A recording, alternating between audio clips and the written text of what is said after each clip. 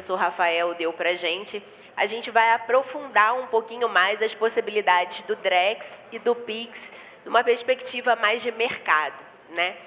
O Pix, eu nem preciso dizer para vocês, todo mundo sabe que virou o queridinho dos brasileiros, né? Definitivamente o queridinho dos brasileiros. A ZUP, a ZUP, em parceria com a Pinion, acabou de promover nesse mês uma pesquisa sobre meios de pagamento, Drex e Open Finance, e tem alguns dados fresquinhos aqui para vocês. 98% dos brasileiros consideram o Pix a forma de pagamento que facilita as compras online. E aí, entre os motivos, né? Facilidade, praticidade, agilidade, é considerado o meio de pagamento mais seguro que existe e a ausência de taxas. E aí pensar que até bem pouco tempo atrás a gente pagava DOC, ficava esperando 24 horas para aparecer uma transação, né, na nossa conta bancária, hoje em dia é tudo automático. Já o Drex ainda é um ilustre desconhecido para a população brasileira. Apenas 24% dos brasileiros já ouviram falar sobre o real digital. Desses, 35% acham que sim, o Drex pode facilitar transações, pagamentos, mas 55% do que já ouviram falar ainda estão neutros em relação à segurança do real digital. Não se sabe o que esperar, né, do real digital.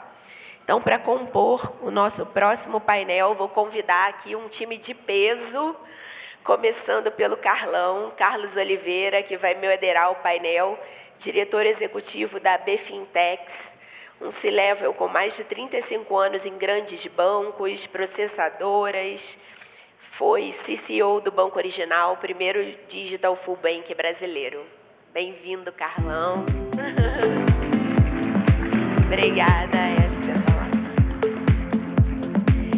Na sequência, Fabiano Cruz, CEO e cofundador da ZUP, mestre em Engenharia da Computação, destaque em Inovação Tecnológica. Fabiano, antes da ZUP, passou pela IBM, Siemens, Nokia, Banco Interamericano de Desenvolvimento, tem um papel aí super ativo como mentor de startup, investidor anjo e conselheiro.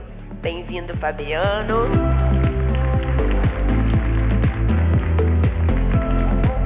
Uma grande salva de palmas também para o Flávio Meirelles Aguiar, diretor de soluções financeiras do OLX Brasil, cliente da ZUP muito querido, mais de 10 anos de experiência no mercado financeiro, passou por grandes bancos de varejo, empresas de tecnologia, formado em engenharia de produção, pós-graduado em finanças pelo INSPER. Bem-vindo, Flávio. E para completar esse timaço, ele que vai até autografar livro hoje, Edson Santos, CEO da Colink Business Consulting, fundador e sócio da Colink, sócio e consultor estratégico da Confrapar, advisor de empresas OMI, Link Gourmet, iniciador e Destacha, e autor de 2 livros, né, do Escambo, a Inclusão Financeira, e coautor do Payments 4.0. Obrigada, Edson. Currículo tão extenso da galera que nem consigo completar o painel. Obrigada, gente. Boa tarde. Boa tarde a todos. É uma honra estar aqui. Agradeço a ZUP pelo convite. A indústria financeira vem passando por transformações incríveis, né? É uma indústria centenária, né? Vários bancos já têm quase 100 anos aqui no Brasil. E acho que todos vocês veem, nos últimos 10 anos, tudo que nós estamos falando hoje não existia, né? Fintech, digitalização, Pix, tudo isso foi criado muito recentemente, uma aceleração muito grande. E quando a indústria financeira se transforma, todos os negócios se transformam, né? Porque no final das contas, todo negócio precisa que o cliente pague, precisa receber, precisa gerenciar esse recurso que faz a economia movimentar. Então, na verdade, é uma transformação que afeta a todos. E é isso que nós vamos ver aqui hoje um pouco nesse painel, com esses executivos experientes de mercado, ver na prática o que isso tem causado, quais são as oportunidades que tem surgido, né? O que vem pela frente e, claro, aproveitar a oportunidade para todo mundo se beneficiar e daqui extrair um pouco do que pode fazer amanhã, né? O Pix é essa coisa que todo mundo já viu, essa velocidade impressionante, mas vem agora o Drex e tudo mais. Muito bem. Então, é isso que nós vamos ver hoje. Eu sou o Carlos Augusto, sou diretor da BFintex, Associação Brasileira de Fintechs, e, para começar o painel, pedir para cada um se apresentar rapidamente, para nós podermos explorar o tema. Fabiano? Bem, em primeiro lugar, é um prazer enorme estar aqui com vocês, né? Uma vez por ano a gente se reúne aqui, esse é o nosso segundo Zup Summit, então, dar as boas-vindas também aos nossos parceiros, né? Nossos clientes aqui. O futuro de serviços financeiros está na mão de vocês e espero que a gente consiga contribuir. Meu nome é Fabiano, sou CEO e fundador da Zup. Comecei essa história lá há 11 anos atrás e a gente, né, trabalha muito forte no dia a dia para que, né, vocês consigam desenvolver essas soluções incríveis. Então, contem com a gente e é uma honra tê-los aqui conosco nesse dia. Legal, Flávio. Boa tarde para todo mundo, prazer estar aqui. Queria agradecer a oportunidade, a Zup, da gente participar aqui desse painel, né, discutir esses assuntos. Agradecer ao Fabiano, a Paty pelo convite. Eu trabalho na OLX, eu sou responsável pela área de soluções, né, produtos de pagamento, né, e financeiros da OLX. Fui responsável por fechar a parceria aqui com a Zup, contar um pouco dessa história, né, e tive passagens também por bancos, áreas de cartão de crédito, trabalhei em bandeira, então acompanhei bastante de perto, né, o nascimento desses novos produtos, do Pix e de toda a parte de regulamentação, né, que aconteceu na última década, né, o nascimento das startups, das fintechs, das carteiras digitais, então acompanhei bastante isso de perto. Hoje eu estou do outro lado, né, então hoje eu trabalho no e-commerce, também um pouco do outro lado do balcão, mas também fazendo muito uso dessas tecnologias. Muito bom. Obrigado pelo convite, Fabiano, Patrícia. É um prazer estar aqui com o Carlão, com o Flávio, para conversar sobre um assunto que é minha paixão há 24 anos. Eu comecei nesse setor no ano 2000 e nunca mais parei. É um vício, né? A gente não consegue largar.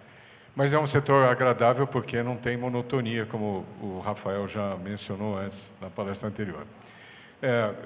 Eu sou o sócio fundador da Colin, que rapidamente é uma boutique formada por ex-executivos do setor financeiro, de tecnologia e de pagamentos. E a gente atende empresas do setor financeiro e também fora do setor financeiro que pretende embutir algum tipo de serviço financeiro na sua base de cliente. Alguns de vocês já conhecem um livro que foi patrocinado pela Zup, inclusive, que eu recomendo a leitura, não porque eu ganho dinheiro vendendo o livro, eu já ganhei o patrocínio, mas o livro ainda está bem atual, e ele é o Payments 4.0, não sei se vocês já conhecem, mas se não conhece, eu recomendo, que ele trata bem o que está acontecendo no mercado brasileiro hoje, para todo mundo que está envolvido, faz muito sentido estar atualizado. Mais uma vez, obrigado, é uma honra estar com vocês. Bom, muito bom. Vamos direto, então. Assim, começando pelo Pix, né? Nós entendemos um pouquinho quais são os motivos desse grande fator de sucesso do Pix. Claro, no peer-to-peer, todo mundo sabe essa conveniência, todo mundo aqui usa e tal. Acho que a gente não precisa explicar muito, porque cada um sente esses benefícios. Mas, aproveitando você, Edson, benefícios para as empresas, né?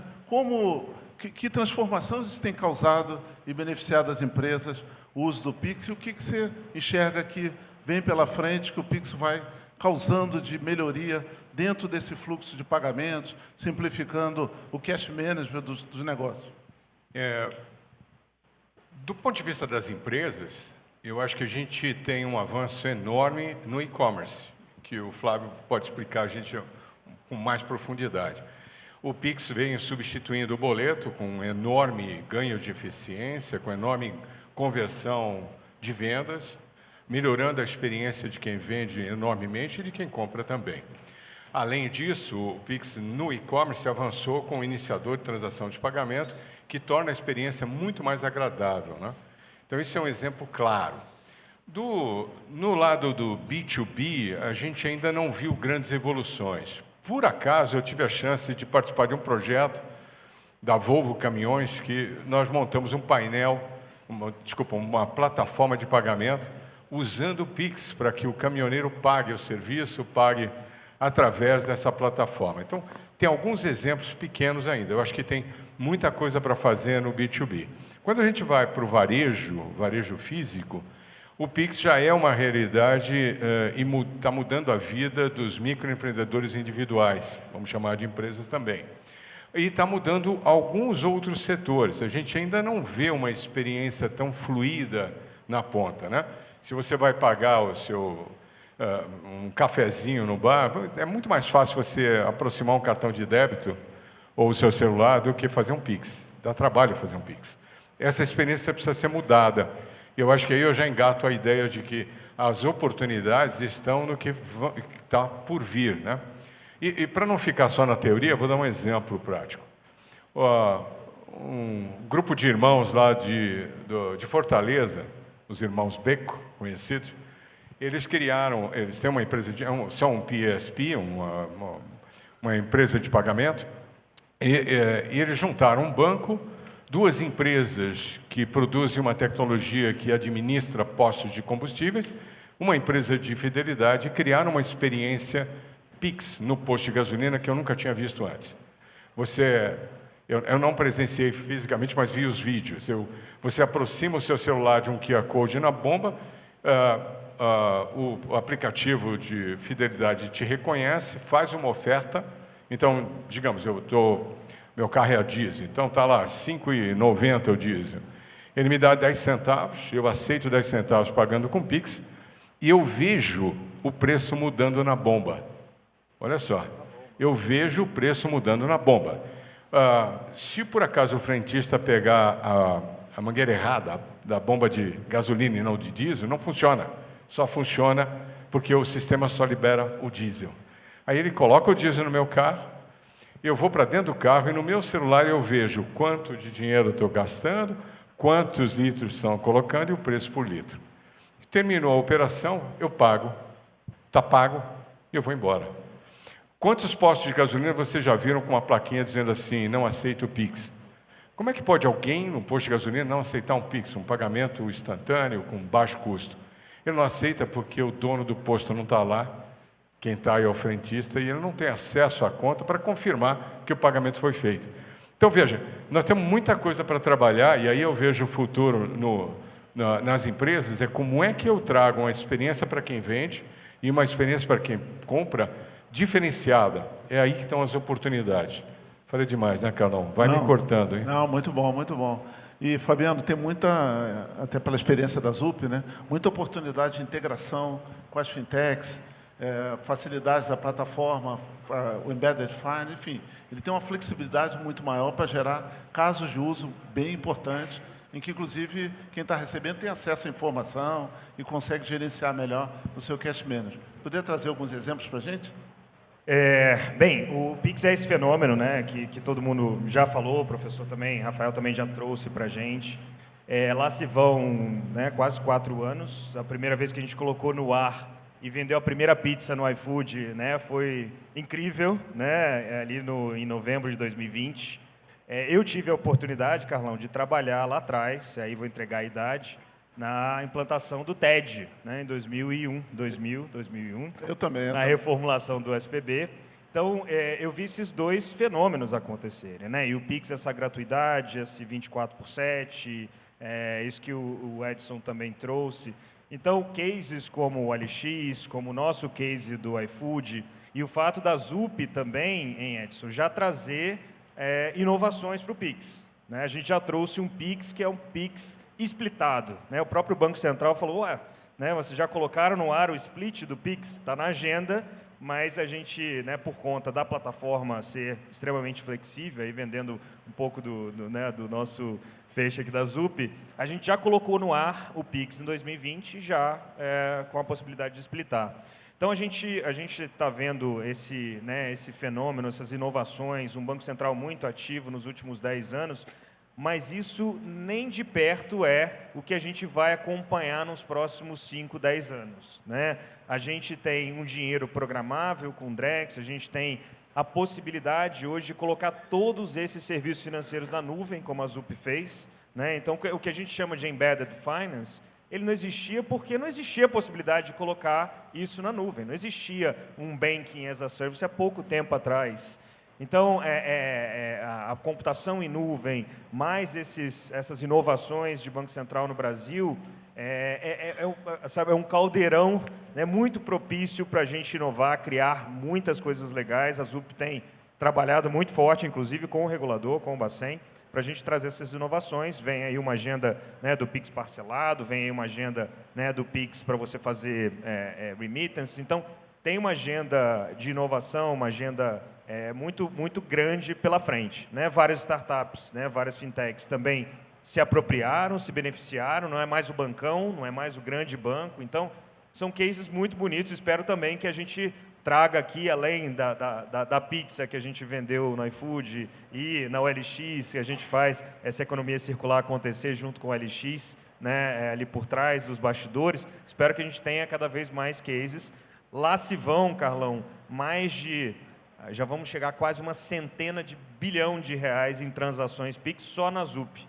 Então, a gente realmente vê que o Pix veio para ficar, tem muita coisa boa acontecendo, e quando você junta esses dois mundos de computação em nuvem, embedded finance, banking as a service, mais o Pix, as inovações que vêm por aí, se preparem, porque o céu é o limite para a gente, né, desenvolver novas soluções. Falei para caramba também, mas vamos nessa. Por incrível que pareça, às vezes a sensação é que o Pix está só começando, dada a quantidade de oportunidades.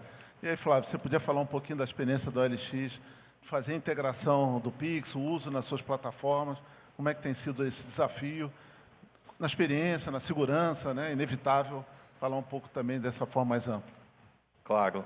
Bem, no caso da OLX, a experiência de integração com o Pix ela foi muito natural, né? Então, o primeiro método de pagamento, primeiro vale explicar que a OLX, originalmente, né, ela é uma empresa de classificados, né? Então a gente não faz intermediação financeira entre compradores e vendedores. Na época da pandemia, já era um projeto, começou a se estruturar o marketplace transacional da OLX no modelo tradicional de e-commerce, né, de marketplaces. O primeiro método de pagamento, de fato, foi o cartão de crédito e logo na sequência entrou o Pix. O Pix entrou de uma forma, no nosso gateway, de uma maneira muito natural, né? Porque a gente entende, principalmente, quando você olha o ecossistema da OLX, que é naturalmente um ecossistema C2C, ou seja, não são empresas vendendo para pessoas, são pessoas, na grande maioria, são pessoas vendendo para as pessoas. Então, nada mais natural do que você ter o Pix, né? Até mais, se você for pensar, do que o cartão de crédito, porque no modelo do classificado, você se encontra com a pessoa, paga em dinheiro ou, eventualmente, faz um Pix para a pessoa. Então, a gente acredita que usar na nossa plataforma o Pix até acaba sendo até mais natural numa transação entre pessoas físicas, né? A integração foi bastante tranquila, né? Então, na época, nós éramos o subadquirente, né? A gente tinha uma outra estratégia. Depois nós viemos, né, fechamos a parceria com a ZUP, onde a gente utiliza a plataforma da ZUP. A ZUP é esse hub de pagamento, né, no nosso ecossistema. A gente tem o cartão de crédito, a gente tem o Pix, né, e a gente acredita, de fato, como o próprio Rafael e vocês expuseram, que o Pix ele é um fenômeno, né? Então, um método de pagamento, para mim, a adoção dela, ela é empurrada. Obviamente, você tem regulações, você tem incentivos, tem uma série de questões, mas é sempre o consumidor que faz a adoção virar verdadeira. E tem duas vertentes, para mim, que são importantes. Uma é a usabilidade. Ele tem que ter uma boa usabilidade, né? E ele tem que ter segurança. Claro que, às vezes, para você ter uma boa usabilidade, às vezes você faz menos validações. Quando você faz mais validações, às vezes você não tem. Então, é um equilíbrio que você tem que ter entre experiência e segurança. E eu acredito que o Pix aí faz um bom trabalho nesse sentido de equilibrar esses dois pilares. Tendo isso, acho que é natural a adoção pelo consumidor. Bem legal. Bom, queria só avisar que nós pretendemos ter espaço para perguntas também. Então, quem tiver alguma dúvida e tal, já pode separar algumas perguntas. A gente vai aproveitar da plateia para explorar ao máximo o tema. Bom, assim, dá para falar muita coisa do Pix, tem muita coisa ainda vindo, né? Imagina a integração do Pix com o Open Finance, você poder administrar todas as contas com o iniciador e poder debitar em qualquer lugar, sem precisar entrar na plataforma. Isso já está andando, na verdade. Pagamentos automáticos, né? Fazer qualquer tipo de pagamento sem precisar de convênios, né? Enfim, tem uma infinidade, uma jornada enorme pela frente. Mas o que está vindo aqui também é o tal do Drex, né? E aí, claro, vamos falar um pouquinho do Drex. E um pouco o desafio é tentar entender aqui E aí, Fabiana, aproveitar você mais um pouquinho, ele é um complemento do Pix, ele vai matar o Pix, ele substitui, ele é uma melhoria do Pix. Então, a gente tentar entender um pouquinho qual é a diferença do Pix para o Drex e que sentido faz o Drex, né? Que benefícios ele, de fato, pode gerar. Então, vamos tentar fazer um exercício aqui para ajudar. É óbvio que está em projeto ainda, está em desenvolvimento, mas algumas coisas já dá para poder desenhar aqui um cenário para todo mundo entender e conseguir acompanhar. Você ajuda a gente, Fabiano? Bem, eu acho que existe essa certa confusão, né? E eu acho que o professor Rafael foi super bem, foi cirúrgico, né? O Pix, ele vai continuar, tem os casos de uso, ele é mais transacional, ele funciona muito bem para o varejo digital, no caso do iFood, o OLX, vários parceiros que a gente tem.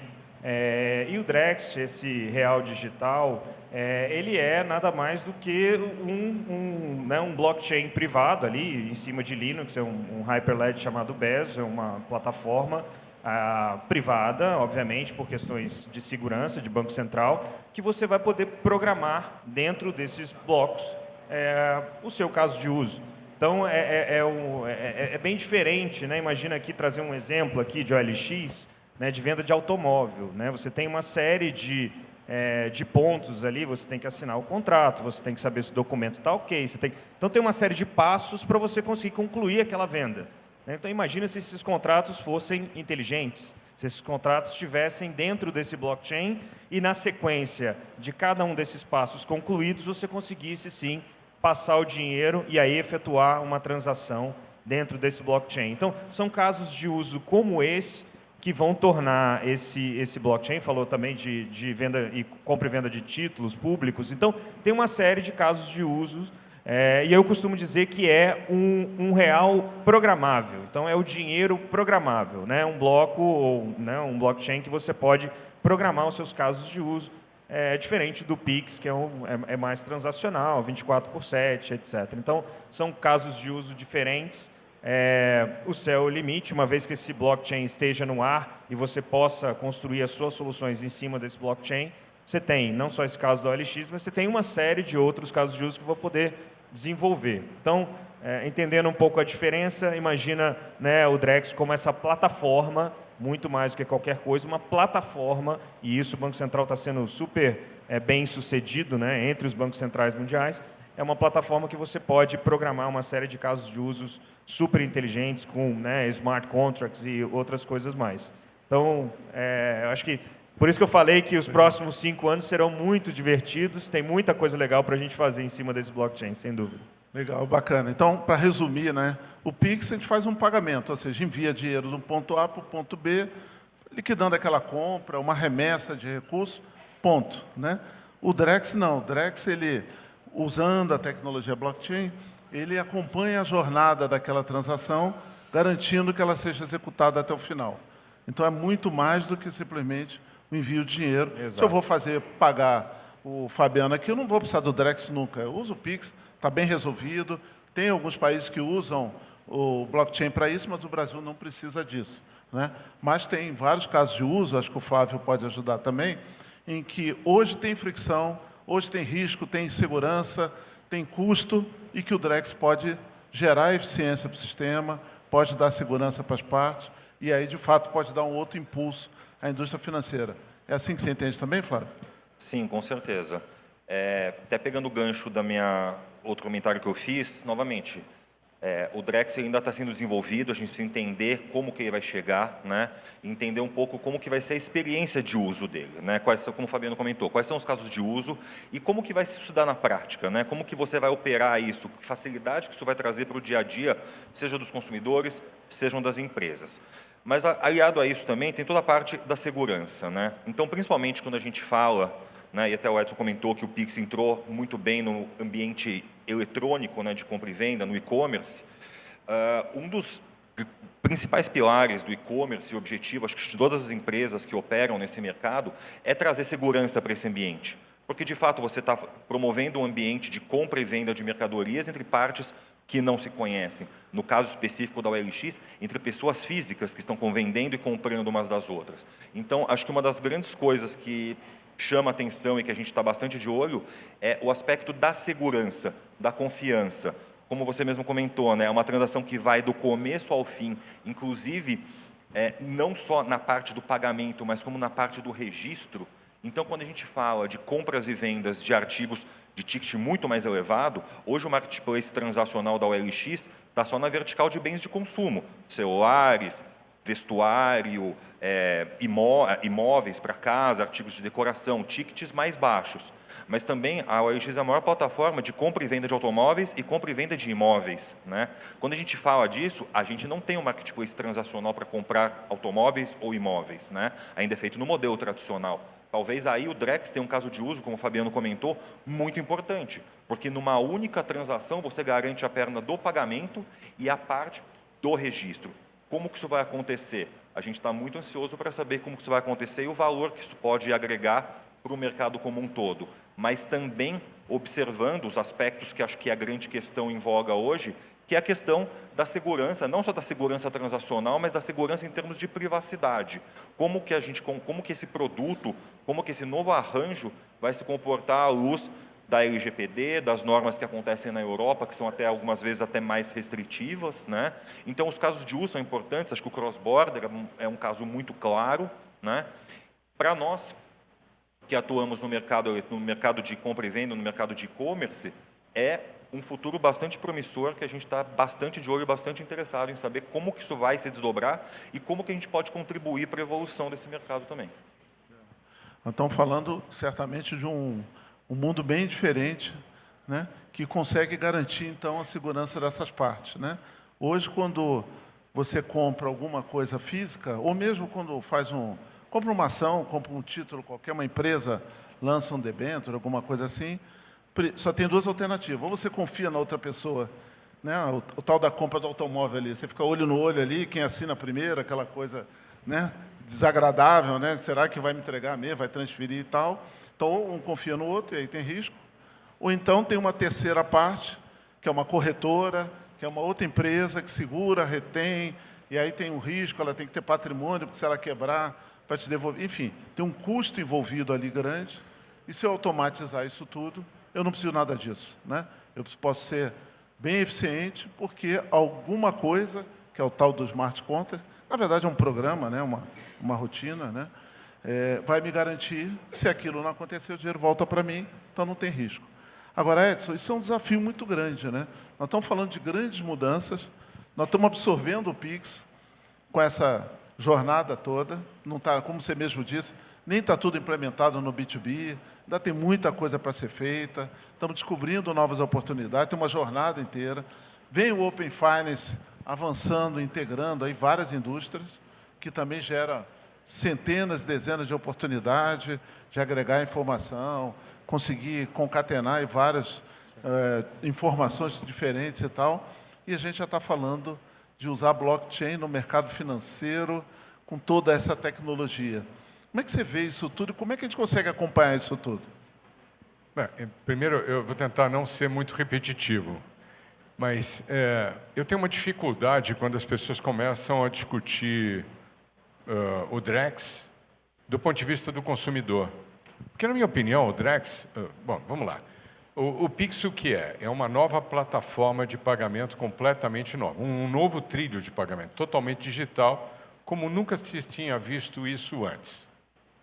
Ponto. Ele digitalizou o pagamento à vista. Claro que eu posso pagar programado lá na frente e alguém me dá um crédito, mas ele digitalizou, primeiramente, o pagamento à vista. Qual é o objetivo? A substituição do papel moeda. Isso é varejo, isso é o dia a dia. Por isso que pegou, bom, a gente pode discutir depois de como é que pegou isso, por que pegou, mas isso é o Pix. O Drex é a digitalização da moeda. Se é blockchain, se não é outra história, mas é uma digitalização da moeda. Qual é o problema que eu gosto muito do Roberto Campos, quando ele faz a pergunta, qual é o problema que eu estou resolvendo? O Pix resolve o problema nosso, pessoas físicas, na hora da gente consumir, pagar pelas nossas coisas. E o Drex vai resolver o problema do sistema financeiro, do back-end, do back-office, do atacado do sistema financeiro. tem muita eficiência que eu não domino, isso é coisa para você, Carlão, você conhece mais do que eu, mas tem muita ineficiência no sistema financeiro que você pode resolver com o Drex, sem dúvida nenhuma. Agora, muita gente diz, mas eu vou comprar uma casa ou eu compro um carro. O exemplo mais vocês já cansaram de ouvir, é quando eu compro um carro, né? Eu tenho que ir no cartório e tal. Eu vou te dizer, eu vendi um carro mês passado e não fui no cartório. Aqui em São Paulo, você faz a transferência usando o sistema do Detran. São Paulo, Brasília, não sei se o Rio de Janeiro já está assim. Já é possível. Mas não tem a automação do Pix. Só falta isso, mas o Pix, ele é programável. Então, ele é tão programável que a ZUP lançou, antes de todo mundo, o split no Pix. Isso é uma programação, certo? Então, vamos separar. Eu acho que nós temos que olhar para o Pix como varejo, principalmente a maioria das pessoas aqui atuam no varejo, e aprender um pouco sobre o Drex no B2B, talvez, e principalmente do lado, no atacado do sistema financeiro. Agora, os dois sistemas, duas plataformas, não sei como é que você quer chamar, eles se complementam e levam o Brasil para um outro patamar no que se diz respeito ao sistema financeiro. E aí a gente está falando de velocidade, segurança, eficiência, custo, e vai embora, né? E, obviamente, como tudo é muito novo, você mesmo lembrou, se no Pix a gente só está na pontinha do iceberg, acho que o Rafael já falou isso no começo, o Drex, então, a gente está só puxando o primeiro fio, tá certo? É isso mesmo, tem muita coisa ainda para acontecer. Bom, a gente queria aqui começar a abrir perguntas da plateia, dúvidas, enfim, participação aqui do público de aspectos que ou não ficaram claros. Por favor. Posso atrapalhar tudo? Enquanto não vem as perguntas, vamos continuar. Vou atrapalhar você. O Pix trouxe... eu queria falar um pouquinho mais do Pix, mas de uma forma diferente. O Pix, vocês sabem, ele é totalmente digital, por conta disso ele desmaterializou diversos processos, ele desmonetizou, já que eu desintermediei um monte de gente, né? Quando eu comparo com um cartão de pagamento. Vocês estão aqui, estão acostumados com cartão de pagamento. Para o cartão de pagamento funcionar numa loja, de ponta a ponta, tem mais ou menos 26 tipos de empresas trabalhando em conjunto para dar essa experiência de que parece que você pagou em 5 segundos. Na verdade, você não pagou nada em 5 segundos, você só obteve uma autorização, que é o mesmo código de autorização que a gente tinha lá nos anos 90 na transação manual, pega por telefone, né, Alessandro? Então, isso é muito caro. O Pix eliminou tudo isso. Para fazer o Pix, o que eu preciso ter? Uma conta, só uma conta, e o acesso. Acabou. Então, ele desmonetiza, porque baixa o custo, e democratiza.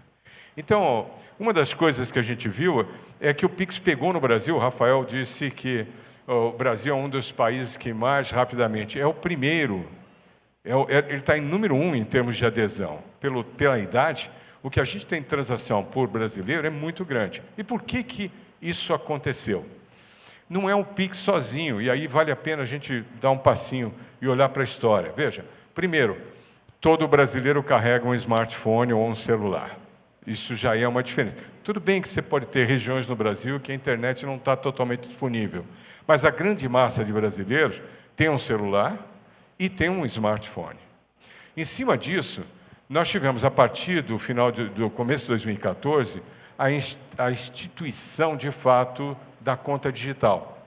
Só que antes do Pix, quem tinha uma conta digital e tinha que fazer um depósito, o que tinha que fazer? Emitir um boleto, ir no banco com o dinheiro e depositar. Ou emitir um boleto e pagar esse boleto com uma conta de um banco normal. Senão o dinheiro não entrava lá. O jogo era diferente. Conta bancária está nesse nível, conta digital está aqui. O Pix igualou o jogo, pouca gente percebeu isso. A partir do Pix, eu coloco o dinheiro na minha conta digital de qualquer conta e vice-versa. Isso muda completamente o jogo. Isso faz com que todo brasileiro que tinha uma vida complicada, recebendo dinheiro, como seu salário em dinheiro, guardando isso, transportando isso e pagando em dinheiro, ele passa a utilizar uma conta digital e o Pix. Por isso que o Pix tem um sucesso que tem no Brasil. Claro, ele é de graça. Se fosse cobrar, talvez não acontecesse a mesma coisa. Os bancos foram obrigados? Ainda bem, os bancos foram obrigados, mas as fintechs não foram obrigadas, e elas pularam no Pix rapidinho, né? Os bancos reclamaram no começo, mas um dos maiores bancos do Brasil começou eu sou cliente desse banco, eu não conseguia fazer TED, ele primeiro me exigia o Pix. Até hoje está assim. Até hoje é assim. Então, por quê? Porque para ele também o Pix é mais econômico do que um TED. Então, a gente precisa entender o sucesso do Pix do ponto de vista de democratização e o que vem por aí. Então, muita gente aqui atua nas camadas mais baixas da sociedade e o Pix vai fazer uma mudança terrível. Eu vi uma notícia semana passada, para quem é do Rio, que os restaurantes do Rio de Janeiro já estavam pedindo para você pagar em Pix. Os MEIs, o microempreendedor individual, estão promovendo o Pix de uma maneira incrível. Então, essa adoção, que é fantástica, ela vem também de um lado que pouca gente comenta, que é a inclusão financeira. Eu acho que a inclusão financeira é um dos benefícios que não é o Pix sozinho, mas o Pix com a conta digital, com a telefonia, tudo isso junto traz... se você olhar os números, eu acho que antes da pandemia nós tínhamos cerca de umas 160 milhões de contas bancárias no Brasil. Nós fechamos 2022 com 200 milhões de contas, não é isso? Só o Pix incluiu 100 milhões de brasileiros que nunca tinham feito uma transação eletrônica. Perfeitamente. Só o Pix. Como é que era a vida desse brasileiro? Vocês já pensaram? Veja, todo mundo aqui recebe algum tipo de remuneração, seja salário ou... dono da própria empresa, dividendos. Imagina que você receba em dinheiro. 100 milhões de brasileiros eram assim, recebiam em dinheiro. Como é que você vai para casa com dinheiro? Você recebe o seu salário, ou metade do seu salário, né? Dia 5, dia 20. Ou recebia na conta e sacava, né? Sacava tudo. Sacava o dinheiro. Às vezes a conta era obrigatória, mas ele sacava. Como é que ele transporta o dinheiro com segurança? Como é que ele guarda?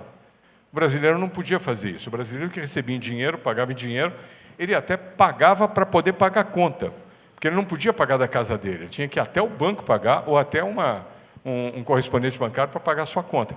Já pensou como é que era a vida? Imagina a sua vida se você não recebesse em dinheiro, tivesse que viver. Como é que você guarda? Como é que você tem segurança? É muito complicado. Então, a experiência brasileira não é diferente da experiência de outros países, como na África, na Ásia. Então, o Pix trouxe uma segurança, simplicidade, facilidade e velocidade e está ajudando o brasileiro a entender um pouquinho mais de finanças. Porque com o Pix e com a carteira digital, ele consegue guardar de maneira segura. Sem isso, ele não consegue guardar. O que ele faz? Ele compra a prazo para comprometer todo o salário com os boletos, no dia 20 e no dia 5. Por quê? Porque não tenho como guardar esse dinheiro em casa e fazer uma poupança. O Pix permitiu isso. Eu não podia deixar de interromper você de falar sobre isso. Claro, claro. Mas eu queria ver se temos alguma pergunta aqui, senão assunto aqui não falta. Alguém quer fazer? Tem alguém ali que quer fazer uma pergunta? Vamos lá. Tem uma mãozinha levantada aqui. Tem uma mão levantada, beleza, ótimo. Obrigada. Oi, gente. A gente ouviu antes do começo do painel de vocês que o Pix, enfim, dispensa apresentações, é um grande sucesso aí no Brasil e no mundo, uma grande referência. Mas com relação ao Drex, uma parcela muito pequena da população tem conhecimento do que ele se trata. Então, eu gostaria de saber, na opinião de vocês, qual é o papel que tanto o Banco Central quanto as instituições financeiras precisam ter nesse quesito de conscientização da população a respeito do que é o Drex e o que ele vai causar. Mesmo que o projeto ainda esteja em andamento, essa conscientização já precisa estar acontecendo, na minha opinião. Eu queria saber a opinião de vocês, de como ela pode ser feita e se é relevante que ela aconteça desde já. Eu vou tentar ajudar aqui um pouquinho. Assim, talvez um dos grandes problemas do Drex é a gente ter falado muito do Drex sem ter construído o Drex. Porque, no fundo, o objetivo final não é entregar Drex para ninguém. O objetivo, no final, é entregar uma funcionalidade, entregar um serviço, né? Entregar uma conveniência e resolver um problema que existe hoje, como o Flávio comentou, o Fabiano também. Então, hoje, comprar uma casa, super complicado, eu tenho que dar o dinheiro, recebo não sei quanto tempo depois da escritura. Com o Drex, o objetivo é isso, está tudo integrado. e poder facilitar a minha vida. Mas não vai ser o Drex. Eventualmente vai ser um Pix, no final das contas, que vai fazer o pagamento, não importa, né? O importante é uma plataforma que resolve vários problemas que a gente tem hoje, várias fricções que a gente tem hoje, para poder facilitar a vida e tornar mais eficiente e mais barato. No final das contas, é isso, né? Ninguém vai, provavelmente, né, está em projeto ainda, ninguém vai fazer um Drex, né? Você vai se beneficiar de uma transação, de um serviço no seu banco, na sua fintech, que você vai poder comprar algo que está garantido, vai ser online, vai ser mais seguro, e que hoje tem muito mais dificuldade, vai ser muito mais simples. É um pouco disso que caminha para ser. Se eu puder complementar, eu diria que é muito cedo para falar de Drex, e surpreso que 24% dos brasileiros na pesquisa revelaram ter ouvido falar ou saber alguma coisa a respeito. Isso é um problema. O Drex não vai afetar a vida de nós, brasileiros, enquanto pessoas físicas, nos próximos anos. Eventualmente, quando você for comprar um imóvel, você vai assinar um contrato e vai ter um contrato inteligente que automaticamente vai fazer transferência. Você nem vai saber que tem Drex na parada. Acho que tem algumas coisas que vão começar a acontecer. Por exemplo, você compra hoje título público. Não sei quem compra título público aqui. Você paga uma corretagem hoje. Por quê? Porque você está comprando um título do governo, que é garantido, mas tem que ter uma B3 no meio, que você paga, só vê 2 dias depois, ou uma ação, 2 dias depois e tal. Com o Drex vai acabar isso. Você vai comprar online, é título do governo. Vai direto, conecta, acabou, o dinheiro sai, pronto, vai reduzir o custo para a população. Mas são coisas sutis. Você não vai saber que é o Drex. Você vai saber que tem uma nova modalidade, que agora você compra a ação, que você já sabe o preço, que você deu a oferta, e a ação está acreditada online, acabou. Não precisa de corretora, não precisa de contrato. Isso é que vai começar a acontecer, gradativamente. Mas você me tem uma deixa interessante. Ela por exemplo, Open Finance.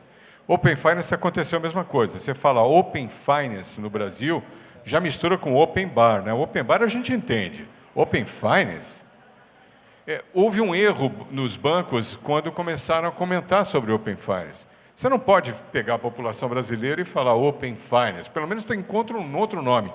Teve algumas empresas, e um exemplo, não vou citar o nome da empresa para não fazer propaganda dela, mas ela tirou o Open Finance e começou a explicar o benefício de você dar um consentimento. E aí, na hora que esse benefício você percebe no teu bolso, você adere. Então, o Open Finance vem muito mais rápido e nós vamos aderir muito mais rapidamente do que o Drex, mas não na palavra Open Finance. Então, talvez o que a gente pode esperar, não só dos bancos, mas das instituições financeiras todas e das fintechs, é que encontre uma maneira de explicar melhor tanto o que é o Open Finance do que, eventualmente, é o Drex. E aí a gente vai educando os brasileiros. Eu acho que um ponto também que você trouxe importante é a questão do back-office, do back-end, né, Edson? Então, assim, o Drex está para as instituições financeiras o que o Pix está para a gente, pessoas físicas, né? Então, vai ser um ganho de eficiência para o sistema financeiro nacional como um todo. Então, acho que está aí a diferença, né? E aí, com relação ao Open Finance, só porque eu posso fazer propaganda que é cliente nosso, o Nubank está fazendo um trabalho incrível, né, de mostrar quanto você economiza, etc. Enfim, só porque eu pegar um gancho aqui e fazer propaganda de um cliente nosso, esse pode. Nubank, muito bom, está fazendo um bom trabalho. Isso é bem legal. Isso é um case público, né? E que, ao você dar o consentimento, ele diz, se você entrar no cheque especial na outra conta que você tem, eu te aviso e cubro para você uma taxa muito menor. Isso é Open Finance? Mas você não precisa saber que é Open Finance. É um consentimento que você deu para uma conveniência que ele está te oferecendo. Benefício. Ou eu vou conseguir integrar todos os dados, você vai ter uma visão completa daquela conta que você tem só para receber salário, da outra que você tem só porque fez um financiamento qualquer. Eu junto tudo, te mostro os vencimentos. E isto é consequência de uma infraestrutura que nós aqui da indústria financeira temos a mania de batizar de alguns nomes complicados. Mas, no final das contas, o que interessa é isso, é o benefício que está trazendo para cada um. E com relação ao entendimento do que é o Drex, se é uma criptomoeda, se é baseado em blockchain, o mais importante do que saber o que é ou como funciona é o benefício que ele traz, né? Então, de novo, qual que é a usabilidade, qual que é a experiência, qual que é o caso de uso.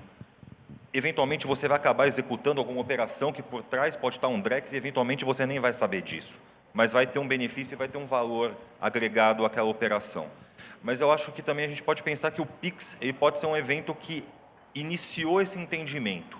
Quando a gente fala da digitalização da economia, da digitalização das transações, da digitalização do mercado financeiro e principalmente da inclusão financeira e da bancarização do brasileiro, que aconteceu de maneira muito forte nos últimos anos, quando você fala que pessoas que hoje fazem Pix e não eram pessoas que tinham uma vida digital, pelo menos uma vida digital financeira, e hoje tem, acho que já é um primeiro passo muito importante para você poder ter contato com esse tipo de transação, que por trás podem ter ou não qualquer tipo de tecnologia mais sofisticado. Legal. Mas é muito mais a usabilidade e o benefício que ele te traz do que, de fato, o que é e como funciona no final das contas. Mas eu adorei a pergunta. Obrigado, hein? Acho que deu uma ótima oportunidade. Mais uma última pergunta.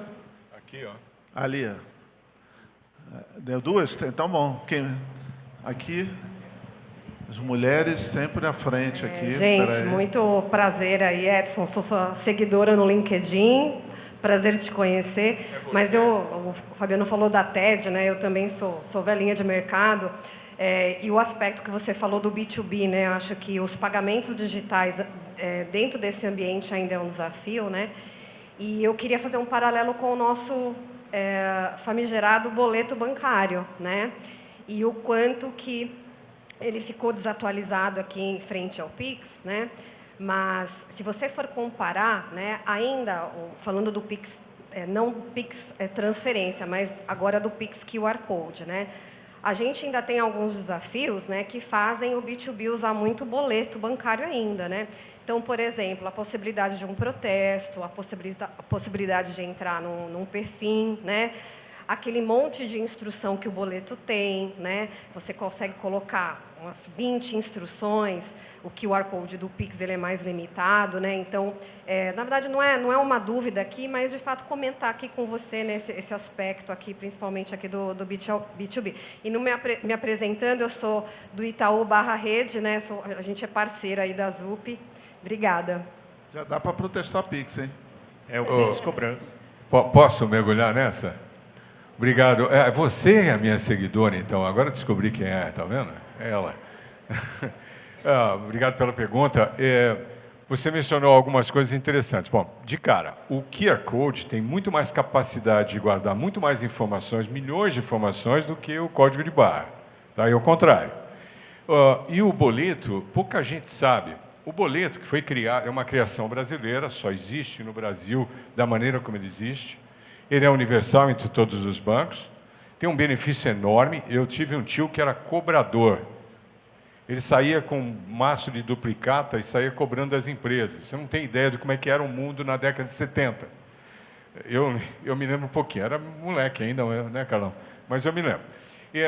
O boleto é uma inovação maravilhosa, fantástica, e que todos os bancos aderiram, claro, perfeito.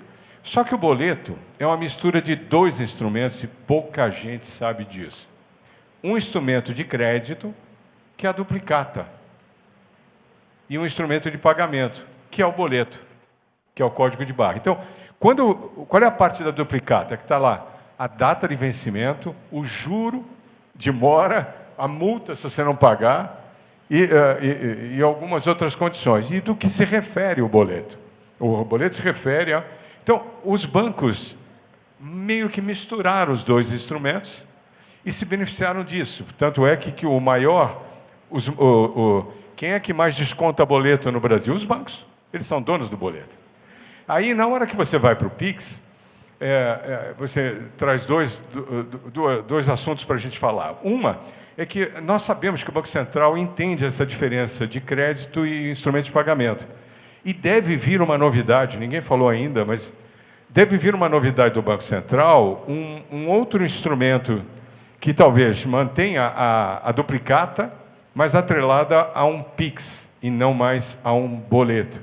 E aí as coisas mudam. Tá? Agora, o que o Pix fez com o mercado? Além de inovar, de fazer tudo isso, mexeu com os incumbentes, mexeu com os bancos tradicionais. Mexeu com os produtos todos, né? Não tem coisa mais legal do que a concorrência. Então, o que fez as bandeiras e os bancos? Se elas estão aqui, paciência, eu vou falar. A Febraban, a BEX, tentam revitalizar o cartão de débito. O cartão de débito começou a perder volume. E ele vai perder, ele só vai ladeira abaixo. Pela primeira vez na história, no mundo inteiro, o cartão de débito não vai crescer mais, só vai cair.